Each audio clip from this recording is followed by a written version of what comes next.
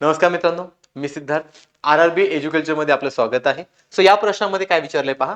जैव रासायनिक म्हणजेच बायोकेमिकल अभिक्रियांना उत्प्रेरित म्हणजेच कॅटॅलिस्ट करण्यासाठी कोणते बायोमॉलिक्यूल जबाबदार असतात? मग मित्रांनो, कोणत्याही केमिकल रिएक्शनसाठी मग इव्हन त्या केमिकल असतील किंवा बायोकेमिकल रिएक्शन असतील, प्रत्येक केमिकल रिएक्शनचा जर त्यांना रेट ऑफ रिएक्शन इन्क्रीज करायचं असेल तर त्यांना कॅटॅलिस्टची गरज असते आणि त्यांच्याकडे असणारे कॅटॅलिस्ट हे आपल्याला एन्झाईमच्या फॉर्म मध्ये पाहायला भेटतात की जे काय करतात, रेट ऑफ रिएक्शन इन्क्रीज करतात आणि आपल्याकडे प्रोडक्ट फॉर्मेशन करतात. मग मित्रांनो, या प्रश्नामध्ये जर आपण पाहिलं तर कॅटॅलिस्टची डिमांड कोण फुलफिल करतो? आपल्याकडे असणारा एन्झाईम. जर आपण बाकीच्या ऑप्शनचा विचार केला तर एक आहे पॉलिसॅकराइड.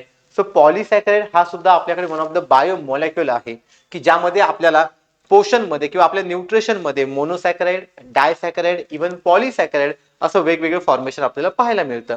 देन जर आपण न्यूक्लियोटाइडचा विचार केला तर न्यूक्लियोटाइड्स हे न्यूक्लिक ऍसिडचे भाग आहेत किंवा न्यूक्लिक ऍसिडचा पार्ट आहे की ज्यामध्ये डीएनए आणि आरएनए यांच्यामध्ये असणारी जी काही जेनेटिक इन्फॉर्मेशन आहे ती आपल्याला नायट्रोजन बेस म्हणजेच कोणत्या फॉर्म मध्ये पाहायला भेटते? न्यूक्लियोटाइड्स, की ज्यामध्ये ॲडिनाइन, थायमिन, गुआनाइन आणि सायटोसिन आपल्याला पाहायला भेटतात.